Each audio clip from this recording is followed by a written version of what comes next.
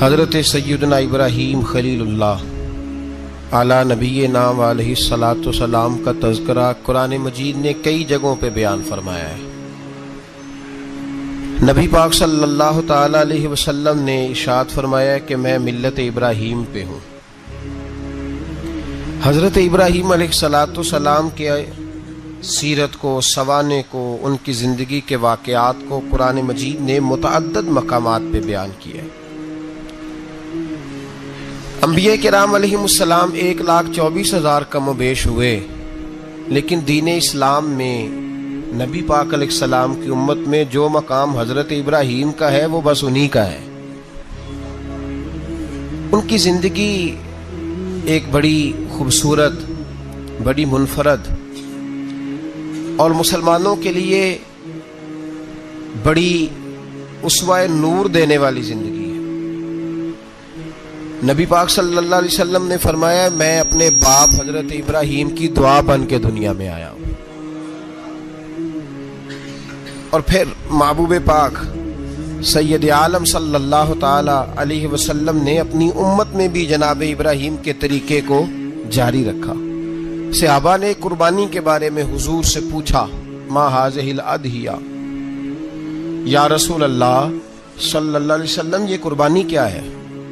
تو فرمایا سنت ابیکم ابراہیم، یہ تمہارے باپ حضرت ابراہیم کا طریقہ ہے، یہ تمہارے باپ حضرت، حالانکہ قربانی نبی پاک صلی اللہ علیہ وسلم کا بھی طریقہ ہے، لیکن فرمایا تمہارے باپ حضرت ابراہیم کے ذکر کو باقی رکھا۔ اللہم صلی علی محمد وعلی آل محمد کما صلیت علی ابراہیم وعلی آل ابراہیم، ان کے تذکرے کو باقی رکھا دین کے اندر۔ حضرت ابراہیم بڑی امتیازی شان والے نبی ہیں، بڑی امتیازی شان والے۔ رب کریم کا وہ دوست جس نے کوئی چیز بچا کے نہیں رکھی، ہر شے ہی اپنے رب کی بارگاہ میں پیش کر دے۔ چند چیزوں سے انسان کو بڑا پیار ہوتا ہے، گھر اسے بڑا پیارا ہوتا ہے۔ وہ بڑا خوبصورت ہوٹل، 5 سٹار ہوٹل میں رہا، وہ اسلام آباد گیا، کسی سفر پہ گیا تو بڑے اعلیٰ قسم کے اس کو کھانے ملے، بڑی چیزیں ملی، لیکن کبھی دائیں کروٹ کبھی بائیں کروٹ۔ تو ساتھ بیڈ پہ دوست تھا تو اس نے کہا صاحب سو جاؤ، تو اس نے کہا یار جو مزہ اپنے گھر میں سونے کا ہے وہ کسی اور جگہ تھوڑی ہے۔ گھر بڑا پیارا ہوتا ہے، انسان کو لگاؤ ہوتا ہے، جس بے تکلفی سے، سکون سے، آرام سے انسان اپنے گھر میں وقت بتاتا ہے، کہیں اور مشکل ہو جاتا ہے۔ دوسرا، انسان کو اولاد بڑی پیاری ہوتی ہے، بڑی عجیب شے، نہ ہو تب بھی بڑا دکھ ہے، اور ہونے کے بعد بھی اس کی بڑی آزمائشیں، یہ بڑی ایک میٹھی چیز ہے۔ اولاد ایک بڑا عجیب سا میوہ ہے، پتہ نہیں یہ کس انجیکشن کا نام ہے کہ چھاتی پر چڑھ جائے تو اللہ سکون عطا فرما دیتا ہے، پتہ نہیں کس ٹھنڈی دولت کا نام رب کریم نے اولاد رکھا ہے، بڑی پیاری ہوتی ہے اولاد۔ پھر تیسری چیز انسان کی اپنی جان ہے،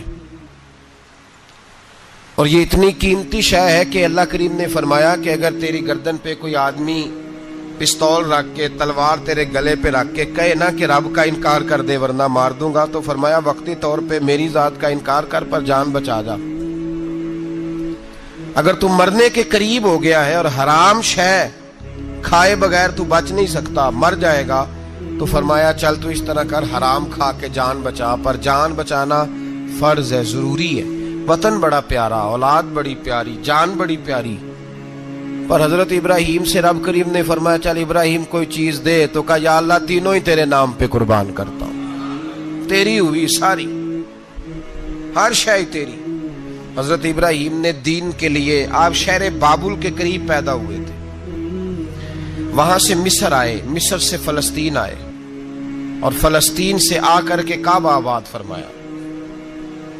زندگی سفروں میں گزری، سفر ایک تکلیف والی چیز ہے، پر حضرت ابراہیم نے وطن چھوڑ دیا، گھر چھوڑ دیا۔ جان بڑی عزیز ہوتی ہے اصل میں نا، جب انسان جد و جہد کرتا ہے نا دین کے لیے تو اس کے رستے میں بڑی چیزیں آتی ہیں، کبھی اولاد، کبھی گھر، کبھی باہر، کبھی حکومتیں، کبھی سیاستیں، کبھی چدراہٹیں، اس کے راستے میں بڑا کچھ آتا ہے اور اسے ہر چیز کو فیس کرنا پڑتا ہے. گھر کے اندر بھی جنگ ہوتی ہے اور گھر کے باہر بھی لڑائی ہوتی ہے.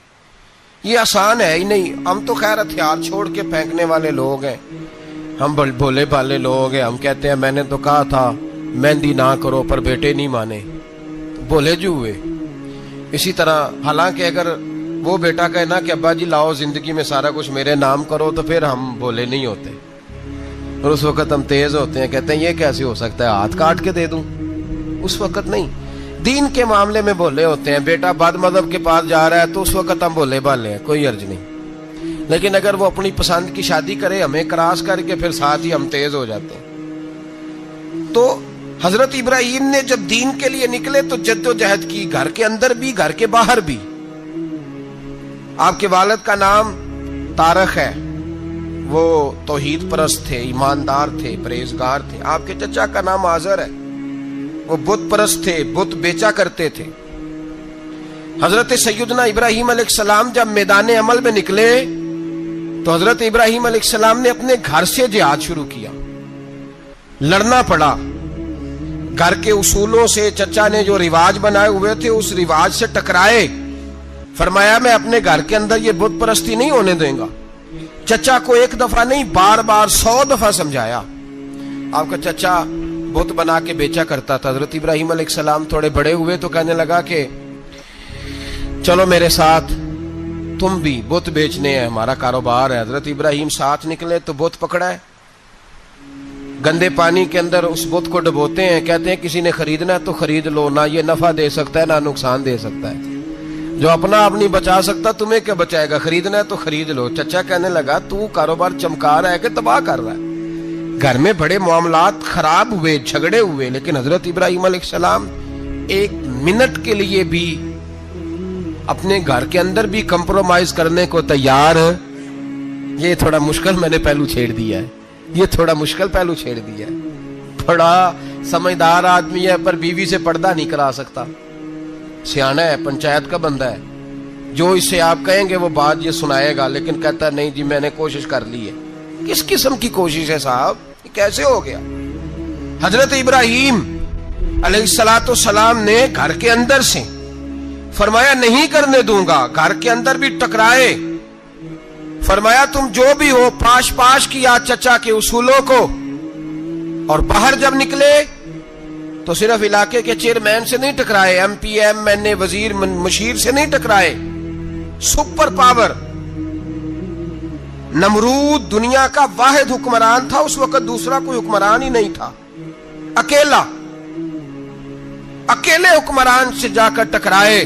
کوئی ساتھ فوج نہیں تھی، کوئی ساتھ ان کے طاقت بظاہر دنیا داری کی کوئی نہیں تھی، پر حضرت ابراہیم جا کے ٹکرائے. اور میرے رسول پاک صلی اللہ علیہ وسلم نے سند بیان کی. فرمایا افضل الجہاد کلمۃ الحق عند سلطان الجابر. فرمایا سب سے افضل جہاد یہ ہے کہ تو ظالم بادشاہ کے سامنے کھڑے ہو کے حق بات بیان کر دے. یہ سب سے بڑا جہاد ہے، یہ سب سے افضل الجہاد کلمۃ الحق عند سلطان الجابر، سب سے بڑا جہاد. حضرت ابراہیم کھڑے ہو گئے، سپر پاور سے ٹکرائے. یہاں ہم لوگ حکمتوں کا شکار ہیں، دیکھیں گے، کریں گے، سوچیں گے. اور مولوی صاحب کو ویسے کہتے ہیں آپ پرہیز کریں سیاسی باتوں سے. بھئی اللہ کے ہر نبی نے جا کے وقت کے ظالم حکمران کو لتاڑا ہے، للکارا ہے. یہ تو مشن انبیاء ہے. حضرت سیدنا ابراہیم علیہ السلام نے جو اس کو جا کے کہا کہ تو جھوٹ بولتا ہے، تو جھوٹا ہے، تو خدائی کا دعویٰ کرتا ہے، تو بہت بڑا ظالم ہے. اور قرآن مجید نے اس ساری بات کو بیان فرمایا. حضرت ابراہیم علیہ السلام سے کہنے لگا میں رب ہوں. تو آپ نے فرمایا میرا رب تو وہ ہے جو زندہ کرتا اور مارتا ہے. تو پھر آپ حق بات بیان کریں گے تو اللہ مارے گا کہ بندہ مارے گا؟ کچھ بھی نہیں ہوتا، کیونکہ زندگی موت کس کے ہاتھ میں ہے؟ اللہ کے ہاتھ میں. زندگی موت اللہ، کچھ بھی نہیں ہوتا. انسان صحیح سمت کا تعین کرے اور صحیح چلے. حضرت علی شیر خدا سے کسی نے کہا تھا کہ آپ کے بڑی دشمنی ہے، کوئی محافظ رکھ لیں. آپ فرمانے لگے موت خود بہت بڑی محافظ ہے، وقت سے پہلے آتی ہی نہیں. بڑی محافظ ہے، وقت سے پہلے. علامہ نورانی رحمت اللہ تعالی علیہ کراچی جیسے شہر میں رہا کرتے تھے، جہاں گام گام پہ خطرہ تھا. لوگوں نے کہا حضرت اتنے بڑے لیڈر ہو, آپ کی جماعت کی 62 سیٹیں ہوئی قومی اسمبلی میں, ایک ایسا وقت بھی آیا تو کوئی ایک آدمی بندوق والا. آپ فرمانے لگے مجھے ضرورت ہی نہیں, اس لیے کہ جس خدا رسول کے لیے میں نکلا ہوں وہ خود ہی حفاظت کرنے والے ہیں, ضرورت نہیں ان چیزوں. تو بھائی حضرت ابراہیم ٹکرائے, اور آپ کا انداز کیا ہے؟ جا کے کہا کہ تو نہیں, خدا وہ ہے جو زندہ کرتا. اور اس نے ایک بیوقوفوں جیسی دلیل دی.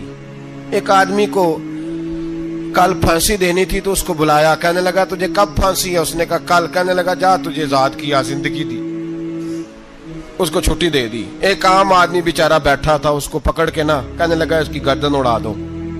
کہنے لگا دیکھ لو میں بھی زندہ کرتا اور مارتا ہوں, وہ جو کل مرنے والا تھا میں نے زندہ کر دیا ہے, اور جس کو پتہ ہی نہیں تھا کہ میں نے مرنا ہے اسے پکڑ کے میں نے مار دیا ہے. یہ بیوقوفوں جیسی دلیل ہے. حضرت سیدنا ابراہیم علیہ السلام چاہتے تو اسی وقت دلیل توڑ دیتے کہ تو کیا بیوقوفوں جیسی بات کر رہا ہے, اگر تو زندگی دیتا ہے تو مرے ہوئے میں جان ڈال کے دے جس کو تو نے مارا ہے. لیکن حضرت ابراہیم نے دیکھا کہ بیوقوف ہے, بیوقوفوں سے بحث نہیں ہوتی, دلیل بدل لی جاتی ہے, ان کی عقل کے مطابق بات کی جاتی ہے. حضرت ابراہیم فرمانے لگے میرا رب وہ ہے جو سورج مشرق سے نکالتا ہے اور مغرب میں غروب کرتا ہے. تو اگر رب ہے تو مغرب سے نکال کے مشرق میں غروب کر.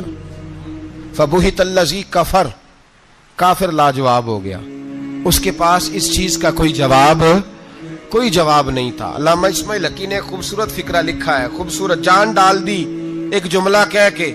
حضرت سیدنا علامہ اسماعیل حقی رحمت اللہ علیہ فرمانے لگے چونکہ نمرود بیوقوفوں جیسی باتیں کر رہا تھا, اگر وہ یہ کہہ دیتا نا کہ میں سورج کو نکالتا ہوں مشرق سے,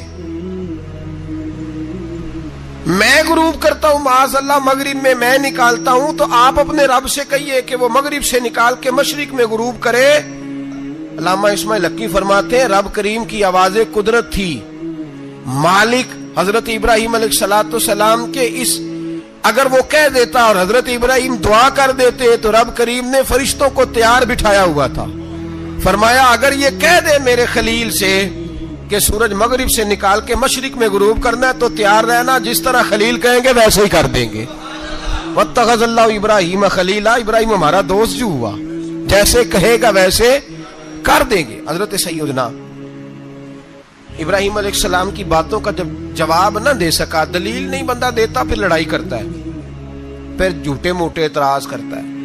دلیل ختم ہوتی ہے تو لوگ ذاتیات پہ اترتے ہیں, کہتے ہیں یہ کھانستا صحیح نہیں, دیکھتا صحیح نہیں. دلیل ختم, اب ذاتیات پہ اترے, کہنے لگے مجھے پتہ چلا ہے کہ یہ فلانی جگہ گیا تھا تو وہاں جا کے اس نے اس طرح کیا ہے. پھر لوگ ذاتیات پہ اترتے ہیں, جب دلیل کا جواب دلیل سے نہیں دے پاتے پھر ذاتیات پر اتر کر حملے کرتے ہیں. حضرت ابراہیم کے دلائل کا جواب نمرود نہ دے سکا تو کہنے لگا کہ اس کو آگ میں ڈال دو. قوم گئی ہوئی تھی ساری, آپ نے بات سنی ہوئی ہے, میں نے صرف اشارہ دینا ہے, میلے پہ. تو حضرت سیدنا ابراہیم علیہ السلام نے سارے بت توڑ دیے, کلاڑا بڑے بت کی گردن پہ رکھا. واپس آئے, کہنے لگے بت کس نے توڑے ہیں؟ تو فرمایا اس سے پوچھ لو جس کی گردن پہ کلاڑا ہے. کہنے لگے یہ تو بول ہی نہیں سکتا. تو فرمانے لگے بڑے بیوقوف ہو, جو بولتا ہی نہیں, سنتا ہی نہیں, اپنا آپ نہیں بچا سکتا, اس کی پوجا کرتے ہو. کہنے لگے پکڑو, دلیلیں ختم ہو گئی, اس کو آگ میں ڈالو. بہت بڑی حویلی 45 فٹ مربع پہ مشتمل ایک حویلی بنائی گئی اور 45 فٹ اونچی. مختلف روایات, علامہ اسماعیل حقی کہتے ہیں کہ 3 مہینے تک نمرود نے کہا کہ اس کے اندر لکڑیاں ڈالو. لوگ پوچھنے لگے کتنی دنیا جلانی ہے؟ کہنے لگا بندہ تو ایک جلانا ہے, پر بندہ بڑا تگڑا ہے, ایک بندہ. 3 مہینے لکڑیاں ڈالی گئیں. اور لوگوں کی جو تہمات ہوتی ہیں نا وہ بڑی عجیب ہوتی ہیں. تہمات میں نے بڑی تفصیل سے رمضان المبارک میں گفتگو کی تھی. بدشگونی, تہمات لوگ لیتے ہیں. اس وقت بھی لوگ تہمات کا شکار ہو گئے. عقیدہ بگڑ جاتا ہے تو وہ عجیب و غریب باتیں کرنے لگتا ہے. تہمات کا شکار ہو گئے. بیبیاں نظر مانتی, میں بیمار ہوں, اگر صحیح ہو گئی تو اتنے من لکڑی دوں گی حضرت ابراہیم کی آگ جلانے کے لیے. ایک عورت لے کے جا رہی ہے لکڑیاں, تو ایک نیک دل آدمی نے اس سے پوچھا کہاں جا رہی ہو؟ کہنے لگی میں نے منت مانی تھی تو حضرت ابراہیم अलैहिस्सलाम को माज़ अल्लाह जलाने के लिए लकड़ियां लेके जा रही हूं, तो वो रब करीम के बंदे कहने लगे तू ढूंढती रहेगी, तुझे वो जगह मिलेगी नहीं। वो बीबी कई महीने घूमती रही, जगह ही नहीं मिली जहां लकड़ियां डालनी, मारी गई। तो हम्मात का शिकार हुए बहुत सारे लोग। तो हम्मात का भाई, तो हम्मात दीन के अंदर मना है। तो हम्मात दीन में कोई नजर मानना, कोई किसी बुजुर्ग के मजार पे जाके साले सवाब के लिए कोई चीज मानना, ये तो दुरुस्त हुआ। लेकिन गैर शरी नजरें मान लेना कि मैं आग के गिर्द चक्कर लगाऊंगा, मैं जनाब वहां जाके ये वाला तमाशा करूंगा, मैं धागा बांधूंगा, मैं रस्सा काटूंगा, मैं वहां गंदे औ से पानी पीऊंगा, इनकी शरीयत इजाजत, ये तो हम बात है, बदशगुनी है। दीन में इनकी कोई गुंजाइश। आप नजर मानने से पहले भी किसी आलिम से राब्ता करें कि मैं मन्नत मांगने लगा हूं तो कैसे माननी चाहिए, उसका तरीका पूछें। ऐसे ही गलत चीज की मन्नत थोड़ी मान ली जाएगी। 12 आमदाम बरसरे मतलब हजरत इब्राहिम के लिए आग जलाई गई, 45 फुट ऊंची आग है, परिंदा भी ऊपर से गुजरता है तो नीचे गिर जाता है जल के। इतने दिन लगा के आग जलाई गई, अब हजरत इब्राहिम को जलाया जाने लगा है। यहाँ तो मौजे है ना, जो किसी इदारे का सरबराह है उसके लिए मौज है, किसी जगह ऑफिसर बन गया तो मौज है, पीर साहब के लिए मौज है, अल्लामा साहब के लिए मौज है, खतीब साहब के लिए मौज है। जलना किसको पड़ता है? वाह कोई नहीं रहा इल्ला माशाअल्लाह। वो लोग गुजर गए जो तकलीफें सह के काम करते थे, गुजर गया जमाना। हजरत सैयदना इब्राहिम अलैहिस्सलाम को जलाया जाने लगा है, तो अब इतनी बड़ी आग है तो डाले कैसे? शैतान ने तजवीज दी कि मंजनीक बनाओ, मंजनीक, बड़े बड़े बांस बांध के उनके नीचे रस्सा बांधो। वो जिस तरह झूलने के लिए झूला बनाया जाता है, इस तरह एक मंजनीक पुराने जमाने में उसमें पत्थर रख के फेंके जाते थे दुश्मनों पे। वो मंजनीक बनाई गई कि दूर से हजरत इब्राहिम को फेंकेंगे। हाथ हजरत इब्राहिम के बांध दिए, पांव मुबारक बांध दिए, पूरी जमीन पे एक नाम लेने वाला खुदा का, और उसको आज रस्सियों में जकड़ा हुआ है। जब फेंका जाने लगा ना आग में, हूरें रोने लगी, फरिश्ते तड़पने लगे, ए अल्लाह ये क्या होने लगा है? एक तेरा खलील और वो भी आग में। फरमाया जाओ जाके उससे कहो अगर तुम्हारी मदद लेता है तो उसे बचाओ। हवा का फरिश्ता आया, कहा इब्राहिम अगर तू कहे। ओ भाई इन चीजों को कहानी समझ के ना सुना करें, ये दास्तान नहीं, ये वो तरीके हैं जो हमारे रसूल ने हमें अपनाने का हुक्म इरशाद फरमाया है। जो अकीदे, ये वो नजरियात है जो हमें ओढ़ने को कहा गया। अपने रब करीम की रिजा पे राजी रहने के ये वो खूबसूरत मौके हैं सूफिया ने जिनको बनाकर समझाकर हम तक पहुंचाया है। ये है अहले तरीकत की बातें। वो कहते हैं यार जिस हाल में रखे राजी रहना है। हजरत इब्राहिम अलैहिस्सलाम को फेंका जा रहा है, फरिश्ता आया, ए अल्लाह के खलील अगर हुक्म दो तो इतनी हवा चलाऊं कि नमरूदी जल जाए सारे, आग उन पे फेंक दी जाए। आपने फरमाया तू जा, तुझसे मुझे कोई काम नहीं। थोड़ी देर के बाद पानी का फरिश्ता आया, कहा हुजूर इतनी बारिश बरसाऊंगा कि आग बुझ जाएगी। फरमाया तू जा, तुझसे कोई काम नहीं। अब जब मंजनीक में रख दिए गए, आग में जाने का लम्हा है, तैयारी है, हजरत जिब्रील अमीन हाजिर खिदमत हुए। कहा इब्राहिम कोई हाजत? फरमाया तुझसे कोई नहीं। कहा चलो मुझसे नहीं तो रब करीम से ही बात कर लो, मुझे पता है मैं छोटा हूं, आप मुझसे मदद क्यों लोगे, रब करीम से ही बात कर ले। तो हजरत इब्राहिम कहने लगे जिब्रील ये बता, रब को नहीं पता उसका खलील किस हाल में है? उसे नहीं पता मैं किस हाल में हूं? मेरे हाथ बंधे हैं, पैर बंधे हैं आग में, उसे नहीं पता? बताया तो उसे जाता है जिससे खबर ना हो। तो अगर उसे पता है तो अगर वो जलाने पे राजी है तो मैं भी जलने को तैयार हूं, मैं तैयार हूं, मैं तैयार हूं। उसे कहो ठीक है।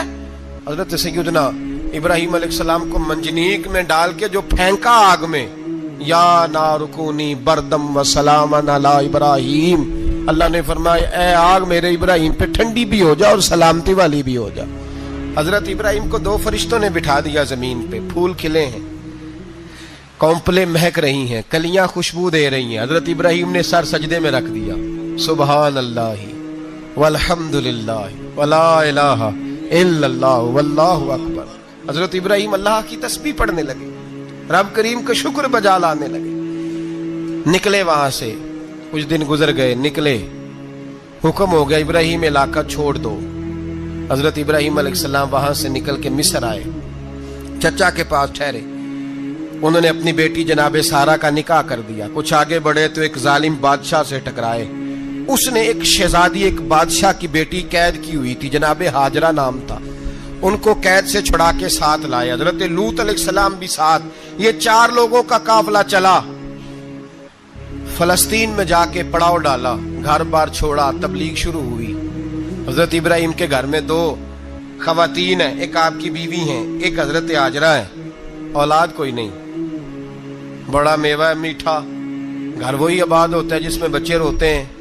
گھر ہوتا ہی وہ ہے جس میں بچوں کی چنچناہٹ ہوتی ہے, بھن بھناہٹ ہوتی ہے. حضرت ابراہیم نے ایک بچہ روتے ہوئے دیکھا تو آنکھوں میں آنسو آئے. کہنے لگے ربی حب لی من الصالحین, یا اللہ مجھے بھی نیک اولاد عطا کر دے. حضرت سارہ نے سن لیا. کہنے لگی ابراہیم شاید میرے بطن سے تو آپ کو نصیب نہیں, ہاجرہ سے نکاح کر لو. جناب ہاجرہ سے نکاح ہوا. اللہ تو بڑا بے نیاز ہے.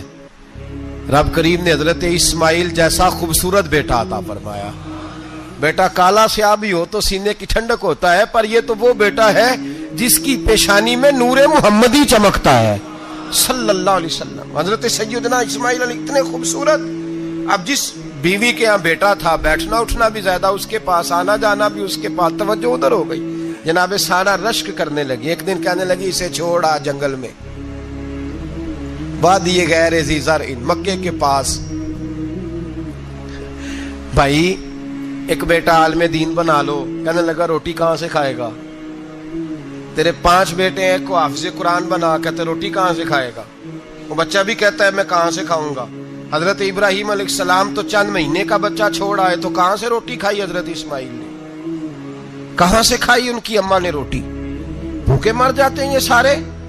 میں بڑی ذمہ داری سے کہا کرتا ہوں کہ جتنی خوبصورت روٹی اللہ کریم دین کے خادموں کو عطا کرتا ہے شاید کسی اور کے نصیب ہوتی ہو, لیکن ہم لوگ توجہ ہی نہیں کر رہے. ہمارا ذوق ہی نہیں بن رہا. ہم یہ محنت ہی نہیں کر رہے کہ قوم کو مستند علماء کی ضرورت ہے. علاقوں کے علاقے خالی ہیں, ادھر ہمارا مزاج ہی نہیں بن رہا, توجہ ہی نہیں دین کی خاطر. اور پھر چلے بچے تو بعد کی بات ہے نا, جو ابھی خود جوان ہے وہ بھی یہ دعا. ایک صاحب مجھے کہنے لگے میں دعا مانگ رہا ہوں اللہ مجھے بیٹا دے تو میں اسے دین پہ لگاؤں گا. تو میں نے کہا آپ بھی بوڑھے نہیں ہوئے, آپ خود ہی لگ جائیں. بیٹا تو ابھی آئے گا تو لگے گا نا. تو آپ تو اس وقت ہے تو آپ تو پہلے لگے نا صاحب. 2 گھنٹے تو نکال کے آئے, دین سیکھنے کو کافی ہے. آپ اتنی لمبی سوچ رہے ہیں کہ بچہ آئے گا تو بڑا ہوگا تو وہ جائے گا تو دیکھی جائے گی. ابھی تو آپ ہیں تو آپ تو آؤ. حضرت ابراہیم نے بچہ وہاں چھوڑا. یہاں سے جو عمرہ کرنے لوگ جاتے ہیں نا, جو حج کرنے جاتے ہیں, ان کو پتا ہے کہ وہاں دنیا کی ہر نعمت ملتی ہے, پھر بھی ڈبل ٹرپل پیسے لوگ جیبوں میں ڈال کے جاتے ہیں. حضرت ابراہیم جب وہاں لے کے گئے تو کوئی انسان نہیں تھا, پانی کا قطرہ نہیں تھا. 2 کلو کھجوریں, ایک مشکیزہ. بیوی کو تھمایا. ہمارے گھر میں ہزاروں چیزیں پڑی ہیں, لیکن وہ جو توکل ہے نا وہ ختم ہو گیا ہے.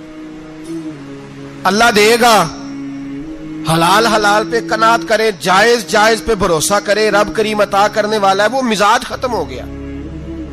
حضرت سیدنا ابراہیم علیہ السلام 2 کلو کھجوریں, ایک مشکیزہ پانی کا دے کر کے, اور وہاں بٹھایا آپ نے اپنے بچے کو اور اپنی زوجہ جناب ہاجرہ کو, اور بٹھا کر کے یہ واپس پلٹنے لگے. تو حضرت ہاجرہ سلام اللہ علیہ نے آواز دی, کہا ابراہیم کس کے سہارے پہ چھوڑ کے جا رہے ہیں؟ جہاں آب زمزم کا کنواں ہے نا, جو لوگ گئے ہیں انہوں نے صفا مروہ کی صحیح کی ہے, صفا مروہ سے باہر نکلے نا, سرکار کی ولادت کا مقام ہے, اس جگہ پہ آب زمزم کا کنواں تھا. وہاں حضرت سیدنا ہاجرہ کو بٹھایا. کوئی چیز نہیں, کوئی درخت نہیں, کوئی کھیت نہیں, کوئی پانی نہیں, کوئی کنواں نہیں. وہاں بٹھایا اور بٹھا کر کے نکلنے لگے تو جناب ہاجرہ فرمانے لگی ابراہیم کس کے سہارے پہ چھوڑ کے جا رہے ہو؟ کہنے لگے اللہ کے سہارے پہ. تو پاک باز بی بی نے ایک لفظ پوچھا, کہا ابراہیم یہ میرے رب کا حکم ہے, یہ میرے, بس جن کا عقیدہ توحید مضبوط ہو ان کے لیے ایک جملہ کافی ہوتا ہے, یہ میرے اللہ کا حکم ہے. تو جناب ابراہیم علیہ السلام فرمانے لگے ہاجرہ ہاں رب کا حکم ہے. جب یہ لفظ کہے تو چاہیے تھا نا حضرت ابراہیم تسلی دیتے, تو بی بی صاحبہ تسلی دینے لگی. عرض کرنے لگی ابراہیم اگر اللہ کا حکم ہے تو پھر آپ ہماری فکر نہ کرنا. اگر یہ رب کا حکم ہے تو پھر ہماری فکر نہ کرنا. جس رب نے ہمیں یہاں تک پہنچایا ہے وہ ہمیں کبھی بھی ضائع نہیں فرمائے گا. پھر فکر نہ کرنا. حضرت ابراہیم آ گئے, بات آپ نے سنی ہوئی ہے, اشارہ کرنا مقصود ہے. 13 سال میں چلے مان بھی لیا جائے بعض روایات کی روشنی میں کہ آتے جاتے بھی رہے, لیکن مکمل دیکھ بھال اپنے بچے کی پرورش میں پورا حضرت ابراہیم علیہ السلام کا کردار, سارا کردار ماں کا تھا. میں جب خواتین کے بارے میں کوئی بات کرتا ہوں تو میں آپ کو اکثر کہتا ہوں کہ یہ صرف بیوی کے لیے حکم نہیں ہوتا, یہ ٹریننگ بیٹی کو دینی ہے اور بہن کو دینی ہے. یہ تربیت کرے اپنے گھر میں. میں تجربے کی روشنی میں یہ بات عرض کیا کرتا ہوں کہ بھائی بچے باپ کے فرما بردار اس وقت ہوتے ہیں جب اماں انہیں باپ کا فرما بردار کرتی ہے, اور بچے باپ کے نافرمان بھی تب ہوتے ہیں جب اماں انہیں باپ کا. میں نے اپنے کانوں سے سنا ایک دفعہ ایک بچہ اپنے باپ سے کہہ رہا ہے آپ نے تو ساری زندگی باہر گزار دی, پیسے کمانا کون سا مشکل کام ہے, دکھ سکھ تو سارے اماں نے برداشت کیے, سکولوں میں وہ جاتی تھی, فلانا کام وہ کرتی تھی, فلانا کام. اب یہ سوچ اس کی ذاتی تو نہیں, یہ اس کو دی گئی ہے.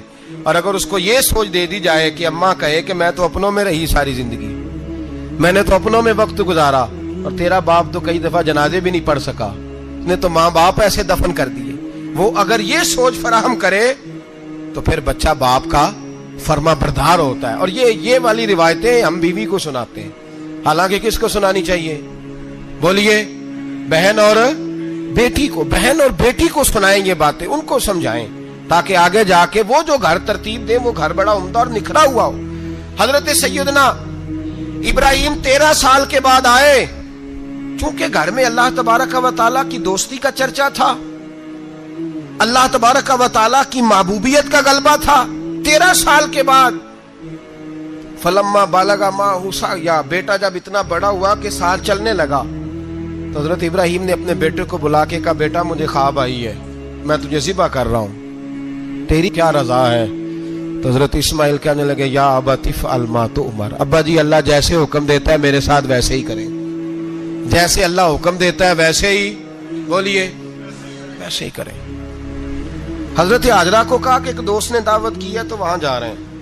بی بی مطمئن ہے, تفصیلات کی ضرورت نہیں, ختم بات, اعتبار ہے, مطمئن ہو گئی. شیطان پیچھے سے آیا اماں کے پاس, ذرا تھوڑی دیر کے لیے تصور جمائیے, یہاں تو پڑوسن آ کے کوئی بات بتا دیتی ہے خاوند کے بارے میں تو کئی مہینے جھگڑا جاری رہتا ہے, پڑوسن محلے دار. شیطان نے آ کے بتایا لفظ کیا ہے؟ کہا حاجرہ تمہیں پتا ہے کہاں جا رہے ہیں؟ کہا دوست کی دعوت میں. تو کہنے لگے دوست کون ہے؟ رب کریم. اور ابراہیم کا خیال ہے کہ اس رب نے مجھے حکم دیا ہے کہ میں ذبح کروں. تو حضرت حاجرہ کہنے لگی کبھی باپ بھی بیٹے ذبح کرتے ہیں؟ تو شیطان کہنے لگا ان کا خیال ہے کہ ان کے رب نے حکم دیا ہے. جناب حاجرہ فرمانے لگی اگر رب نے حکم دیا تو پھر تو مجھے شیطان لگتا ہے, تو مجھے شیطان لگتا ہے. کا کیا مطلب؟ فرمانے لگی اگر رب کریم کا حکم ہے تو میرے پاس ایک اسماعیل ہے, اگر 1000 بھی ہوتے میں سارے اللہ کے راستے میں پیش کر دیتا, دے دیتی. مالک کا ہی تو ہے سارا کچھ, اسی کا ہے, اس میں لیت اللہ کی کیا گنجائش. حضرت سیدنا ابراہیم علیہ السلام نے بیٹے کے حلق پہ چھری رکھ بھی دی اور چھری چلا بھی دی, رکھ بھی دی, اور وہ تو اللہ کریم نے فرمایا یا ابراہیم قد صدقت الرؤیا, ابراہیم تو نے خواب سچا کر دکھایا, وہ قیامت تک تیرا نام رہے گا. حضرت ابراہیم نے وطن بھی دیا, جان بھی دی, بیٹا بھی. اللہ کریم نے دمبے دیے, فرمایا یہ فدیہ ہے. اب یہ قربانی قیامت تک حضرت ابراہیم کے طریقے کے مطابق جاری ہے.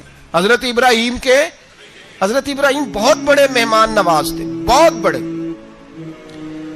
آپ جب مصر میں قیام تھا تو بڑے بڑے لمبے چوڑے لنگر پکتے تھے, لوگ آیا جایا کرتے تھے, بڑا تفصیل کے ساتھ کھانا ہوتا تھا. مہمان نوازی آپ کی خاص صفت مبارکہ ہے. ہمارے ہاں بھی مہمان نوازی ہوتی ہے امیروں کی, بلکہ اب تو مہمان نوازی اس طرح کی ہے کہ کل تیری میرے پاس دعوت ہے اور پرسوں میری تیرے پاس ہے. وہی امیروں میں وہ چکر رہتا ہے, پارٹیاں دوست ایک دوسرے کو ڈالتے ہیں, تیری طرف پارٹی تیری طرف. اور اسی انداز میں اب یہ عید آئے گی نا, ٹکا پارٹیاں ہوں گی جگہ جگہ, اور لوگ سوال پوچھنے لگے ابھی سے, کہتے ہیں قربانی کا کتنا گوشت گھر رکھنا جائز ہے, قربانی کا کتنا گوشت گھر رکھنا جائز ہے؟ سارا ہی جی. اس لیے فریزر لے لے, فریج سے نہیں کام چلے گا. سارا ہی جہاز گھر رکھنا سارا ہی جائز ہے، رکھ لیں۔ اور خدا کے بندے، قربانی وہ بندہ دیتا ہے جو سارا سال ہی گوشت کھاتا ہے۔ صحیح کہہ رہا ہوں؟ قربانی صاحب نصاب، صاحب استطاعت بندہ دیتا ہے نا، تو وہ سارا سال ہی گوشت، تو سارا گھر میں رکھنا بھی جائز ہے، لیکن سارا دے دینا بھی۔ تو جو آ رہی ہے اس پہ کیوں توجہ کرتے ہو؟ جو دوسرا جائز ہے اس پہ کیوں نہیں عمل کرتے؟ سارا تقسیم کر دیں، بات ختم ہوئی۔ یقین کریں، محرم میں جا کے دوست ٹیلی فون کر کے سوال پوچھتے ہیں، کہتے ہیں صاحب سنا ہے قربانی کا گوشت محرم میں کھانا جائز نہیں۔ میں کہ نہیں، ربیع الاول چ بھی جائز جے، رجب رمضان تک کھاؤ، کوئی بندہ نہیں منع کرتا، اس لیے کہ کسی کو دینا تو پسند ہی نہیں۔ یا پھر اس میں سے جو خاص خاص چیزیں ہیں وہ اپنی فریج میں، اور باقی جو ہے وہ دوسروں کے لیے۔ یہ کیا طریقہ ہے ہمارا؟ اور اسی پہ عمل ہے۔ اللہ تبارک و تعالی ہمیں سمجھنے کی توفیق عطا فرمائے۔ حضرت ابراہیم بہت بڑے مہمان نواز تھے، صرف قربانی نہیں دیتے تھے، سارا سال بہت سارا لنگر، بہت سارا کھانا پینا، بہت ساری چیزیں جاری رہتی تھی۔ اور جتنے غریب لوگ تھے فلسطین کے، ان کو پتا تھا کہ حضرت ابراہیم علیہ السلام کا لنگر جاری ہے۔ فلسطین میں جب آپ کا قیام تھا، ایک دفعہ ڈھیروں مہمان آ گئے اور کھانے کو کوئی چیز نہیں۔ حضرت سارہ اور جناب ہاجرہ دونوں اس وقت موجود تھیں۔ وہ کہنے لگی ابراہیم بہت سارے مہمان آ گئے تو کیا کریں؟ جناب سارہ کہنے لگی کس طرح کر کے ان کی مہمان نوازی کرنی؟ اور حالات یہ ہیں کہ قحط پڑا ہوا ہے فلسطین میں، مصر میں، دور دراز علاقوں میں۔ تو حضرت ابراہیم کہنے لگے یہ اللہ کے مہمان ہیں اور ہمیں رب کریم کا بندہ سمجھ کے آ گئے، اللہ ہی بندوبست کرے گا۔ فرمانے لگے میرا مصر میں ایک دوست ہے، وہ قحط کے دنوں میں غلہ جمع کر لیتا ہے، میں اس کی طرف پیغام بھیجتا ہوں، مجھے امید ہے وہاں سے غلہ ملے گا۔ 2 3 5 اونٹ والے غلام بلائے اور ان کو کہا کہ جاؤ غلہ لے آؤ مصر کے دوست سے۔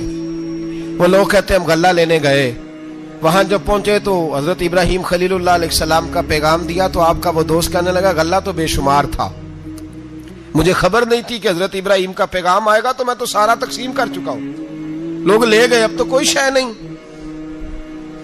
اب وہ خالی آ گئے 5 کے 5 اونٹ۔ جب خالی آئے تو حضرت ابراہیم کی حویلی کی دیواریں چھوٹی چھوٹی تھیں، ان غلاموں میں سے، خادموں میں سے، آپ کے ان چاہنے والوں میں سے ایک کہنے لگا یار وہ غریب تو انتظار کر رہے ہوں گے کہ غلہ لینے گئے ہیں، ہمیں روٹی ملے گی۔ چھوٹی چھوٹی دیواریں ہیں، وہ جب دیکھیں گے نا خالی آ گئے تو انہیں تکلیف ہوگی، اس طرح کرو بوریوں میں ریت بھر لیتے ہیں، ریت بھر کے لے جاتے ہیں، بعد میں اندر رکھ کے انہیں سمجھا بہلا لیں گے یا حضرت ابراہیم کو بتائیں گے، وہ خود ہی ان لوگوں کی دل جوئی فرمائیں گے۔ اب غلہ کی جگہ ریت بھر کے اونٹوں پہ رکھ کے لائی گئی، لا کے بوریاں جب رکھ دی گئیں، حضرت ابراہیم علیہ السلام دوپہر کے وقت آرام فرما رہے تھے، بی بی سارہ اٹھی، کہتی ہیں جب میں نے دیکھا نا کہ بوریاں پہنچ گئی ہیں تو گئی، غلام کو ساتھ لیا اور اس کو جب کھولا نا تو کہتی اتنی حسین گندم میں نے پہلے کبھی دیکھی نہیں تھی، اتنا پیارا دانا میں نے کبھی ملاحظہ ہی نہیں کیا تھا۔ فرماتی ہیں جب اس کو پیس کر چکی میں روٹیاں پکائیں تو خوشبو دور دور تک پھیل گئی، اعلیٰ غذا بنی، بڑے بڑے کھانے بیبیوں نے مل کے پکائے، چن دیے گئے۔ حضرت ابراہیم اٹھے تو لوگ کھانا کھا رہے، سجدہ شکر ادا کیا، اور جب سجدے میں گئے تو وہی آنے لگی، پھر رونے لگے۔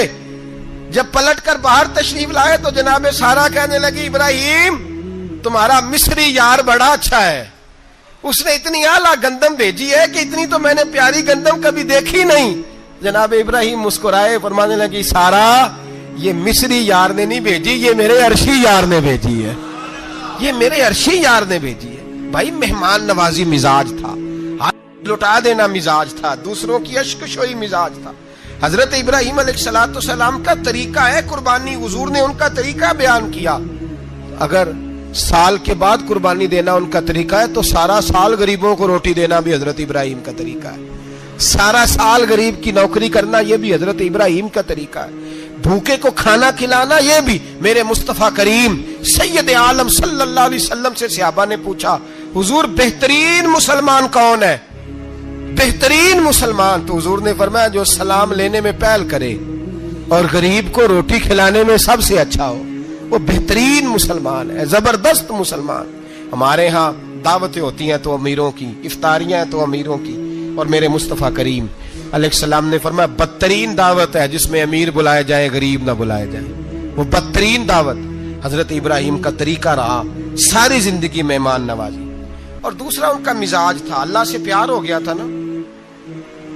جب رب کریم سے محبت ہوتی ہے نا اور محبت کا احساس ہوتا ہے دل میں, پھر سجدے لمبے ہوتے ہیں. عام آدمی تو نماز بھی نہیں پڑھ سکتا, جسے خدا سے محبت ہوتی ہے وہ تہجد بھی نہیں چھوڑ سکتا. وہ یہ محبت کی بات ہے نا, جس کو پیار ہوتا ہے اس کی تہجد بھی ہے, اس کی اشراق بھی ہے, چاشت بھی ہے, اس کے عمرے بھی ہیں, اس کے حج بھی ہیں, اس کے بار بار کعبۃ اللہ کے دیدار بھی ہیں. یہ محبت الہی ہے, جوش مارتی ہے. ان لوگ سجدہ کرتے ہیں تو اٹھتے ہی نہیں. اللہ کے بندوں سے پیار کرتے ہیں, اللہ کی. حضرت ابراہیم کو رب کریم سے اتنی محبت تھی, اتنا پیار تھا کہ وہ آپ کی زندگی کے ہر پہلو سے چھلکتا تھا. ایک وقت ایسا آیا کہ اللہ تعالیٰ نے حضرت ابراہیم کو بہت زیادہ مال عطا فرمایا.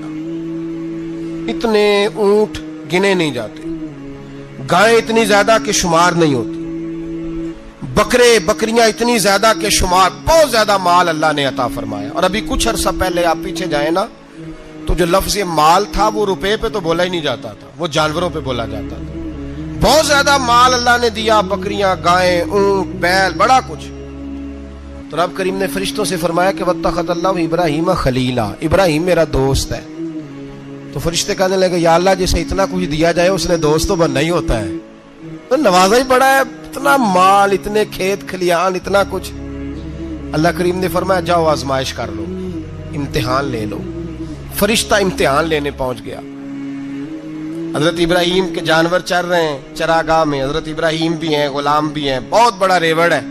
آپ تشریف فرمائیں. ایک فرشتہ آیا تو کھیت میں چھپ کے بیٹھ گیا اور بلند آواز سے کہنے لگا سبحان اللہ والحمد للہ ولا الہ الا اللہ واللہ. یہ تسبیح بڑی پسند ہے, محبوب نے ان کی فضیلت بیان کی. اب وہ حضرت سیدنا ابراہیم علیہ السلام کھڑے تھے تو وہ کھیت میں بیٹھ کے تسبیح پڑھنے لگا سبحان اللہ والحمد للہ ولا الہ الا اللہ. حضرت ابراہیم کہنے لگے یہ میرے رب کا نام کون لے رہا ہے, بڑی اس کی میٹھی آواز ہے, بڑی کون ہے. ڈھونڈنے لگے, گھومتے گھومتے اس کے پاس چلے گئے, فرشتہ انسانی شکل میں. تو میرے رب کا ذکر کر رہا تھا؟ اس نے کہا میں ہی کر رہا تھا. فرمانے لگے یار ایک دفعہ پھر نہیں کرتا. تو کہنے لگا ابراہیم پہلے تو میں اپنی مرضی سے کر رہا تھا, تو کہتا ہے تو پیسے لگیں گے, پیسے ہیں تو کر دیتا ہوں. حضرت ابراہیم کہنے لگے بول تو کیا لے گا, میرے اللہ کا ذکر سنانے کا کیا لے گا. کہنے لگا جتنی بکریاں آپ چرا رہے ہیں ساری دے دے تو میں اللہ کا ذکر سنا دیتا ہوں. آپ نے فرمایا بس جا تیری ساری ہوئی, میرے رب کا ذکر سنا. اور پھر شروع ہو گیا سبحان اللہ الحمدللہ ولا الہ الا اللہ واللہ اکبر. حضرت ابراہیم علیہ السلام کیف میں, یار پھر ذرا سنا, نہ علما وچ پھسا سانو, تو یار دی گل سنا سانو, ذرا دوبارہ سنا. پھر سنایا, ایک دفعہ پھر کہا. فرشتہ کہنے لگا بس جی آپ کے پیسے پورے ہو گئے. حضرت ابراہیم کہنے لگے چل ایک دفعہ اور سنا. کہنے لگا پیسے لگیں گے. تو کیا لے گا؟ کہنے لگا گائیں بھینسیں ساری میری. فرمایا بس یار اتنی قیمت, تو سنا صحیح, سارا کچھ ہی تیرا. پھر شروع ہو گیا سبحان اللہ والحمدللہ ولا الہ الا اللہ واللہ اکبر. گائیں دے دیں, بھینسیں دے دیں, وہ ذکر سناتا ہے. حضرت ابراہیم کبھی مچلتے ہیں, کبھی روتے ہیں, کبھی آہیں بھرتے ہیں. تو میرے رب کا نام لے رہا ہے, ذرا پھر سے لے. کیف جاری ہے. کہنے لگا بس بھائی. حضرت ابراہیم فرمانے لگے تو اور لے لے جو لینا ہے, مجھے ذکر سنا. اس نے کہا ابراہیم بکریاں میں لے چکا, گائے بھینسیں میں لے چکا, اونٹ رہ گئے, سارے لے لوں گا پھر ذکر سناؤں گا. فرمایا جا تیرا ہوا تو ذکر سناتا رہ, میں دیتا ہوں. دے دیا, کچھ دیر ذکر کیا تو اب خاموش ہو گیا. حضرت ابراہیم خلیل اللہ علیہ السلام فرمانے لگے ذکر سنا. کہنے لگا ابراہیم اب تیرے پاس دینے کو کیا ہے, ہر چیز تو میں لے چکا. آپ فرمانے لگے یہ گائے بھینسیں بکریاں چرانے کے لیے تجھے کوئی نوکر ملازم بھی تو چاہیے نا. تو اس طرح کر, مجھے رکھ لے, میں روٹی نہیں مانگوں گا, کھانا نہیں مانگوں گا, تو اللہ کا ذکر سناتا رہنا, میں تیرے جانوروں کی نوکری کرتا رہوں گا. حضرت ابراہیم علیہ السلام نے جب یہ کہا نا, فرشتے کی آنکھوں میں آنسو آ گئے. تر دامنی پہ شیخ ہماری نہ جائیے, ہم دامن نچوڑ دیں تو فرشتے وضو کریں. فرشتہ رو پڑا اور کہنے لگا ابراہیم مجھے سینے سے لگاؤ, آپ واقعی اس قابل ہیں کہ اللہ آپ کو اپنا دوست بنائے, واقعی اس قابل ہیں کہ رب آپ کو اپنا. حضرت ابراہیم علیہ السلام کا خدا سے محبت کرنے کا نرالا انداز. اور میرے بھائی یہی محبت انہیں میرے مصطفیٰ سے بھی تھی۔ ایک نبی گھر بنا رہا ہے، دوسرا بنوا رہا ہے۔ حضرت اسماعیل علیہ السلام پتھر اٹھا اٹھا کے لا رہے ہیں، جناب ابراہیم بنا رہے ہیں۔ جب خانہ کعبہ بن گیا تو کہنے لگے ربنا وابعث فیہم رسولا، اے اللہ اب اسے بسانے کے لیے اپنا آخری رسول بھی عطا فرما۔ نبی پاک فرماتے ہیں میں دعا ہوں حضرت ابراہیم کی۔ یہ قربانی حضرت ابراہیم کا طریقہ ہے۔ حضور نے اگرچہ نبی پاک کی اپنی سنت تھی، یہ بھی کہہ سکتے تھے سنتی و سنت ابیکم ابراہیم، میری سنت ہے اور تمہارے باپ ابراہیم کی سنت ہے، یہ نہیں فرمایا۔ جب صحابہ نے کہا قربانی کیا ہے، فرمایا سنت ابیکم ابراہیم، یہ تمہارے باپ ابراہیم کی سنت ہے۔ ہر صاحب نصاب پر قربانی واجب ہے، جو زکوٰۃ کا نصاب رکھتا ہو اس پر قربانی واجب ہے، یعنی ضروریات سے زیادہ اتنے پیسے جتنے پیسوں سے زکوٰۃ فرض ہوتی ہے، اتنے پیسے جس آدمی کے پاس قربانی سے پہلے آ جائیں اس آدمی پر قربانی کرنا واجب ہے۔ بکرا، چھترا، دمبا 1 سال کا یا دمبا 6 مہینے کا ہو پر اتنا بڑا محسوس ہوتا ہو کہ لگے کہ 1 سال کا ہے، اس کی قربانی ہو سکتی ہے۔ جانور میں کوئی عیب نہیں ہونا چاہیے، اتنا کمزور نہ ہو کہ ذبح جہاں اسے کرنا ہے وہاں وہ چل کے جا نہ سکے، اتنا کمزور جانور نہ ہو، اس کے اندر بظاہر کوئی اتنا بڑا نقص نہ پایا جاتا ہو، کانا نہ ہو، لنگڑا نہ ہو، کوئی اس کی ہاتھ نہ کٹے ہوئے ہوں، ایسا نقص جو واضح ہو۔ بکرا 1 سال کا، گائیں اور بھینس یہ 2 سال کی، اونٹ 5 سال کا۔ اب اس میں یہ ہے کہ ہمارے بہت سارے دوست چونکہ ہم دیہاتی لوگ ہیں تو پوچھتے ہیں کہ دوندا نہیں ہے تو چوگا نہیں ہے، تو یہ ہماری پنجابی کی اصطلاحات ہیں، پنجابی کی۔ شریعت اسلامیہ نے سال بتائے ہیں، یہ تو ہم نے اپنی آسانی کے لیے، یا دیہاتوں میں جو ماحول تھا اس طرح کا جانور لیں، خوبصورت جانور لیں۔ جو نصاب ہے وہ بھی میں نے آپ کو بتایا، لیکن ایک اور پہلو بھی ہے، نبی پاک صلی اللہ علیہ وسلم پہ زکوٰۃ کبھی فرض نہیں ہوئی، کبھی حضور پہ زکوٰۃ فرض نہیں ہوئی۔ نبی پاک صلی اللہ علیہ وسلم کے پاس اتنا سرمایہ کبھی اکٹھا ہوا ہی نہیں کہ زکوٰۃ فرض ہو، لیکن نبی پاک کے صحابہ فرماتے ہیں کہ مدینے کے 10 سالوں میں اللہ کے رسول نے ہر سال قربانی فرمائی ہے، ہر سال قربانی دی۔ اور جس سال حضور حج کرنے گئے اس سال اللہ کے نبی نے 63 اونٹ ذبح فرمائے، اور حضور صلی اللہ علیہ وسلم جب اونٹ ذبح کرنے لگتے نا تو صحابہ کہتے ہیں اونٹ خود دوڑ کے حضور کے سامنے آ کے لیٹ جاتا، اور نبی پاک اسے ذبح کرتے اور فرماتے ہیں ایک دوسرے کو دھکے دیتے اونٹ کے، پہلے میں نے جانا ہے ذبح ہونے کے لیے، پہلے میں نے، انہیں پتا تھا کہ جو مصطفیٰ کے ہاتھوں ذبح ہوگا وہ تو دائمی زندگی پا جائے گا، یہاں بھی وہاں بھی زندہ۔ 63 اونٹ ذبح کیے۔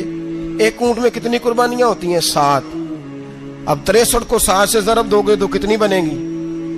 اور پھر نبی پاک صلی اللہ علیہ وسلم نے 10 سال مدینہ منورہ میں قربانی دی، ہر سال۔ اب وہ 63 اونٹ، ایک اونٹ میں 7 قربانیاں، ہر سال یہاں قربانی۔ اور مولا علی شیر خدا فرماتے ہیں نبی پاک 2 قربانیاں دیتے۔ میں نے کہا حضور 2 جانور ذبح کر رہے ہیں آپ، تو حضور نے فرمایا ایک میری طرف سے، ایک میری امت کی طرف سے، غریبوں کی طرف سے۔ اور حضرت علی کو حضور نے وصیت فرمائی تو 2 دیا کرے گا۔ یا رسول اللہ صلی اللہ علیہ وسلم میں غلام ہوں، خادم ہوں۔ حضور نے فرمایا علی ایک تو نے اپنی دینی ہے، ایک میری طرف سے دینی ہے۔ 2 قربانیاں۔ مولا علی نے بھی ساری زندگی 2 قربانیاں دی۔ حضرت علی بھی مال کے نصاب نہیں تھے، اپنا مکان ہی نہیں تھا، کوئی کاروبار نہیں تھا، کئی دن فاقے رہتے تھے، پر قربانیاں کتنی دیتے تھے؟ 2۔ ہمارے پاس ویسے اگر سسرال میں، میکے میں، کزنوں میں کچھ شادی ہو جائے تو 50-60 ہزار کا خرچہ برابر ہے، وہ پکا ہے۔ اور قربانی کی باری غریب ہو گئے، سارے غریب ہو گئے، کہتے نہیں یہاں مشکل ہے۔ او خدا کے بندے، اللہ کے ساتھ تجارت کر، اس کے رستے میں 1 دے گا، رب تجھے 70 گنا اضافہ کے ساتھ عطا فرمائے گا۔ قربانی مال کے نصاب پہ ہے۔ کوشش کیا کریں کہ اللہ کے رستے میں جب دینا ہو پھر لیت اللہ سے بچیں، خوبصورت جانور لائیں۔ جن کو اللہ نے توفیق دی ہے ان کے لیے نصیحت ہے، جن کو اللہ نے توفیق دی۔ میں نے اپنے حضرت صاحب کو دیکھا ہے، وہ کہتے تھے کئی جانور اللہ نے بڑا نوازا ہے، کہتے ایک میرا ہے، ایک میرے ماں کا، ایک میرے باپ کا ہے، ایک میرے فلاں استاد صاحب کا، ایک میرے پیر صاحب کا ہے۔ یہ جانور غوث اعظم جیلانی کا نام کا دے رہا ہوں۔ اور پھر ایک بڑا خوبصورت جانور بندھا ہوتا اور حضرت خود ان کو چارہ ڈال رہے ہوتے، تو حضور یہ کیا ہے؟ فرمانے لگے یہ میں رسول اللہ کے نام پہ قربان کروں گا، یہ نبی پاک کے نام پر قربان کیا جائے گا۔ جن کو اللہ نے حیثیت دی ہے، وہ کوشش کریں اپنے محبوب کی طرف سے بھی قربانی کریں، نبی پاک کے نام کی قربانی دے، خوبصورت سا جانور پیارا، پھر اس کی خدمت ہو، پھر اس کی قربانی دی جائے اور نبی پاک کے نام پر قربانی دی جائے۔ حضور نے خود وصیت فرمائی حضرت ابو بکر صدیق کو، قربانی بڑا حسین عمل ہے، اور میرے نبی پاک صلی اللہ علیہ وسلم نے ناراضگی بھی فرمائی، ذرا خوگر حمد سے تھوڑا سا گلا بھی سن لے۔ میرے حبیب نے فرمایا جو طاقت کے باوجود قربانی نہ کرے وہ ہماری عیدگاہ میں عید کی نماز پڑھنے نہ آئے، وہ نہ آئے۔ اور یا رسول اللہ جو کرے گا، فرمایا قربانی کے جانور کا خون کا قطرہ بعد میں زمین پہ گرے گا، اللہ اس کے سارے گناہ پہلے معاف فرما دے گا، اللہ اس کے سارے گناہوں کو بخشے گا۔ قربانی کریں، خوبصورت انداز میں کریں، اللہ کی رضا کے لیے۔ بزرگوں نے لکھا ہے 3 حصے کرو گوشت کے، ایک گھر میں رکھو، ایک رشتہ داروں میں بانٹو، پڑوسیوں میں بانٹو، اور تیسرا فقط غریبوں کو دو۔ لیکن میں اکثر یہ سوچتا ہوں کہ ہمارے ہاں قربانی کرتا ہی وہ ہے جن کے گھر میں ہر جمعرات کو چھوٹا گوشت پکتا ہے، اور جن کے گھر میں ہفتے میں 3 دفعہ مرغی کا گوشت پکتا ہے، وہی تو قربانی دینے کے قابل ہوتے ہیں۔ تو وہ بھی اگر قربانی کے بکرے میں سے بھی تیسرا رکھنا چاہیں تو اجازت تو ہے، میں نے کہا سارا رکھنے کی بھی اجازت ہے، لیکن اگر آپ مہربانی کریں، کوشش کریں کہ یار ہم تو سارا سال ہی کھاتے ہیں، اور ہمارے ہاں جو گوشت تقسیم ہوتا ہے نا وہ بھی باری لگی ہوئی ہے، ادھر سے پلیٹ آئی تھی گوشت کی تو ادھر سے بھر کے چلی گئی، بھئی اس نے کی ہے، اس کو بار بار گوشت دینے کا کیا مطلب ہے؟ آپ یہ دیکھیں عزیزوں میں، رشتہ داروں میں، اور میں اگر تھوڑا سا آپ کی توجہ کرانے میں کامیاب ہو جاؤں تو سفید پوش لوگوں کو دیکھیں، کچھ سفید پوش ہیں، سفید پوش جن کے اوپر قرضے ہیں، بیماریوں نے جکڑ لیا ہے، گھر میں بڑے بڑے سخت مریض آ گئے ہیں، سفید پوش پہلے دیا کرتے تھے۔ آپ ان سے پوچھتے ہیں صاحب قربانی، تو بات کو ٹالتے ہیں، وہ کہتے ہیں سوچ رہا ہوں کوئی حصہ ڈال جائے، پردہ پوشی کرتے ہیں، کہتے ہیں کہیں حصہ رکھا ہوا پردہ پوش۔ اکثر وہ لوگ قربانی نہیں دے پاتے، اکثر دیا کرتے تھے اب نہیں دے پا رہے، کیوں؟ اس لیے کہ مشکلات ایسی آ گئیں۔ ان لوگوں کا خیال کریں، ان کے گھروں تک گوشت پہنچا کے آئیں، ان پر توجہ کریں۔ وہ سفید پوش آدمی کبھی ذکر نہیں کرے گا، کچھ تو ایسے ہیں جو خود پہنچ جاتے ہیں کہ ہمیں گوشت دیا جائے، لیکن کچھ سفید پوش ہیں لا یسألون الناس الحافا، اللہ فرماتے ہیں کچھ لوگ لپٹ لپٹ کے سوال نہیں کرتے، سفید پوشی کا بھرم رکھتے ہیں، کا مزاج نہیں۔ ان کی طرف دیکھیں، اپنے رشتہ داروں کو دیکھیں، خاص کر ان رشتہ داروں کو دیکھیں جن کا آپ کو پتا ہے کہ غریب ہیں، مجبور ہیں، ان کے گھروں میں گوشت بھیجیں۔ غریب بیٹیوں، غریب بہنوں کا خیال کریں، اس طرف متوجہ ہوں، ان کے ساتھ اس نے سلوک کریں، اس طرف آپ لوگ خیال کریں۔ اللہ ہمیں سمجھنے کی توفیق عطا فرمائے۔